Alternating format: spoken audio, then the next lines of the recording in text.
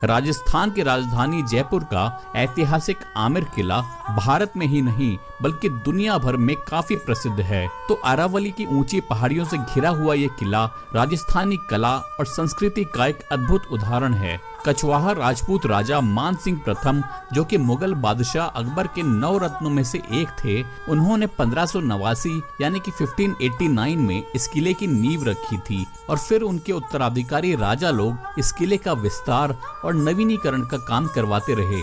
जयपुर शहर को बसाने वाले महाराजा सवाई जय सिंह द्वितीय के कार्यकाल में यानी कि साल 1727 में ये किला पूरा बनकर तैयार हो गया था। सुरक्षा की दृष्टि से उस जमाने में इस किले के चारों ओर लगभग 12 किलोमीटर की बाउंड्री वॉल भी बनाई गई थी। और यही नहीं बल्कि आमेर किले से जयगढ़ किले तक जाने के लिए 1.5 किलोमीटर लंबी एक गुप्त सुरंग का भी निर्माण करवाया गया था। यहाँ की एक एक चीज बहुत ही मजबूती से बनाई गई है। फिर चाहे वो यहाँ बने सागौन की लकड़ी के दरवाजे हों, उनमें लगे हुए ये बड़े बड़े ताले हों, या फिर यहाँ बने हुए खूबसूरत महल। उस जमाने में यहाँ पानी गर्म करने की ऐसी टेक्नोलॉजी का इस्तेमाल किया जाता था जिसके बारे में सोचकर आप हैरान हो जाएंगे। और यहाँ सब्जियों का उपयोग करके बनाई गई ये फ्रेस्को पेंटिंग्स आपको इतनी सुंदर लगेंगी कि आप इनको देखते रह जाएंगे। इस किले में बना शीश महल भारत का ही नहीं बल्कि दुनिया का सबसे बड़ा और खूबसूरत शीश महल है। जब यहाँ पर मशाले जलाई जाती थी तो इन रंग बिरंगे शीशों पर रोशनी पड़ने से ये पूरा शीश महल जगमगाता था और जो नजारा होता था वो देखने लायक होता था। आपकी जानकारी के लिए मैं बता देता हूँ कि साल 2013 में कंबोडिया में हुई मीटिंग के दौरान वर्ल्ड हेरिटेज कमेटी ने आमेर किले समेत राजस्थान के 5 और किलों को वर्ल्ड हेरिटेज साइट घोषित कर दिया था। तो जयपुर शहर की भीड़ भाड़ से करीब 11 किलोमीटर दूर ये किला आमेर में पड़ता है और ये काफी ऊंचाई पर बसा हुआ है। ऊपर तक अगर आप पैदल जाना चाहते हैं तो थोड़ी थकावट आपको हो सकती है, और अगर आपके साथ बुजुर्ग या छोटे बच्चे हैं तो मैं ये बिल्कुल भी सजेस्ट नहीं करूंगा। तो आप चाहें तो अपने निजी वाहन और यहाँ मिलने वाली जीप के अलावा हाथी की सवारी करके भी किले तक पहुंच सकते हैं। नमस्कार दोस्तों, मैं हूं अनिरुद्ध और आज मैं आपको घुमाने वाला हूं राजस्थान के सबसे चर्चित पर्यटक स्थलों में से एक ये खूबसूरत आमेर का किला, और इसके इतिहास से जुड़ी सारी जानकारी मैं आपको इस वीडियो में देने वाला हूं।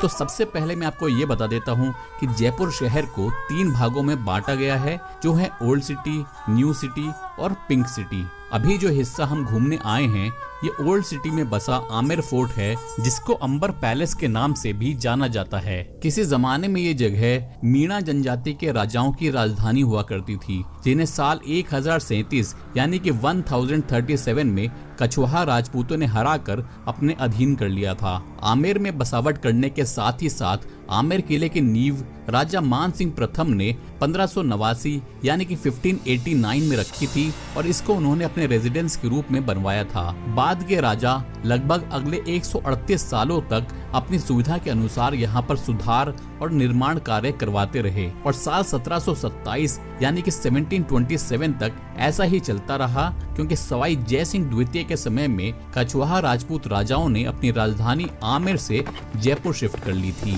तो मैं बता देता हूँ कि राजा मान सिंह मुगल बादशाह अकबर के दरबार में शामिल उनके 9 रत्नों में से एक थे, जैसे कि तानसेन, बीरबल, अबुल फजल वगैरह हुआ करते थे। आमेर किला, जिसको अंबर किला भी कहा जाता है, इसका नाम यहाँ पर स्थित अम्बकेश्वर मंदिर के नाम पर पड़ा था, जिसके बारे में कहा जाता है कि ये 5000 साल से भी ज्यादा पुराना मंदिर है। तो इस किले से भी पुरानी इमारत उस सामने वाली पीले रंग की बिल्डिंग है। बताया जाता है कि आमेर किला बनने से पहले जोधाबाई इसी बिल्डिंग में रहा करती थी और उनका जन्म भी इसी में हुआ था। इस महल के चारों तरफ में स्थानीय लोग रहते हैं, तो जिनके परिवार यहाँ अपने इन घरों में नहीं रहते हैं उनके घर खंडहर में तब्दील होते जा रहे हैं, और जिनके परिवार यहाँ रहते हैं वो इनके मरम्मत करवा के यहाँ रह रहे हैं, क्योंकि ये वर्ल्ड हेरिटेज सिटी में आता है। यहाँ पर आपको बहुत से प्राचीन मंदिर भी दिखाई देंगे जाएंगे वो सामने में जो आप देख रहे हैं वो है मीरा मंदिर। वहाँ पहाड़ी के ऊपर आप देखेंगे तो 15वीं शताब्दी का बद्रीनाथ मंदिर बना हुआ है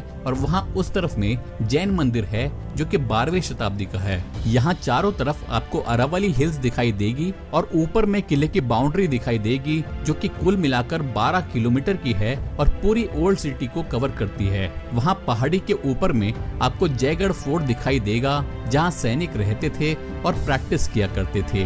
तो उस किले को सैनिकों के प्रैक्टिस ग्राउंड के रूप में इस्तेमाल किया जाता था। तो आमेर और जयगढ़ दोनों किले एक ही परिसर में माने जाते हैं और इसी वजह से दोनों किले 1.5 किलोमीटर लंबी सुरंग के जरिए आपस में जुड़े हुए हैं। राजा मान सिंह के समय में उनके महल में यानी कि मान सिंह पैलेस में प्रवेश करने के लिए ये सामने वाला रूट इस्तेमाल किया जाता था। तो यहाँ किले के अंदर जाने से पहले आपको कुछ लोग ये इंस्ट्रूमेंट बजाते हुए नजर आएंगे जिसको कहा जाता है रावण हत्था। ऐसा कहा जाता है कि रावण ने शिव जी को प्रसन्न करने के लिए ये इंस्ट्रूमेंट बनाया था। तो इस इंस्ट्रूमेंट को जयपुर, जोधपुर और उदयपुर में बजाया जाता है। इसी तरह से बीकानेर में इकतारा और जैसलमेर में अलगोजा बजाया जाता है। इस महल में 4 कोर्टयार्ड यानी कि आंगन बने हुए हैं। अभी हम इसके पहले आंगन यानी कि फर्स्ट कोर्टयार्ड में खड़े हैं जो कि उस जमाने में सैनिकों का परेड ग्राउंड हुआ करता था। इस महल में प्रवेश करने के 2 दरवाजे बनाए गए थे। पहला दरवाजा ये सामने वाला हुआ करता था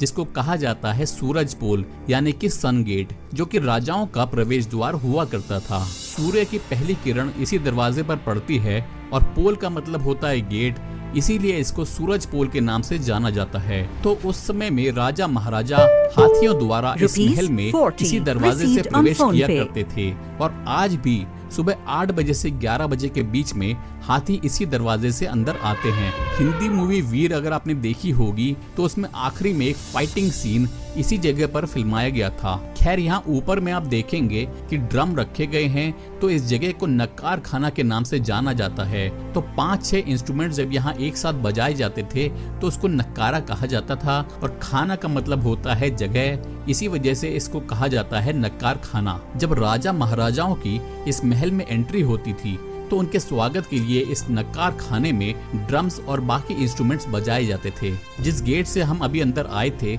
इसको कहा जाता है चांद पोल यानी कि मून गेट, और क्योंकि चांद इसी दिशा से निकलता है इसलिए इसका नाम चांद पोल है और ये आम जनता के आने जाने का रास्ता हुआ करता था। और यहाँ नीचे में जो बहुत सारे कक्ष आपको नजर आ रहे हैं ये उस जमाने में घोड़े बांधने के अस्तबल हुआ करते थे।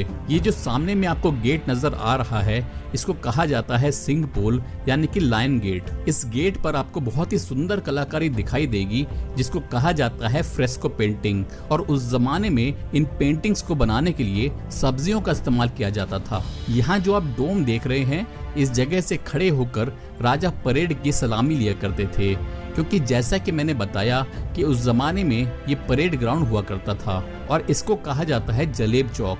तो इस जलेब चौक को न सिर्फ परेड ग्राउंड की तरह यूज किया जाता था बल्कि यहाँ होली, दिवाली जैसे अन्य त्योहार और महोत्सव भी आयोजित किए जाते थे। यहीं पर एक काली माता का मंदिर भी बना हुआ है जिसको कहा जाता है शीला माता मंदिर, जिसकी स्थापना राजा मान सिंह ने 16वीं शताब्दी में करवाई थी। तो काली माता का मंदिर यहाँ होने की वजह से किले के इस हिस्से तक भी कोई टिकट नहीं लगता है। इस मंदिर की स्थापना के समय से लेकर 1975 तक यहाँ रोजाना एक भैंसे या बकरी की बलि दी जाती थी, जिसकी व्यवस्था यहाँ की रॉयल फैमिली देखती थी।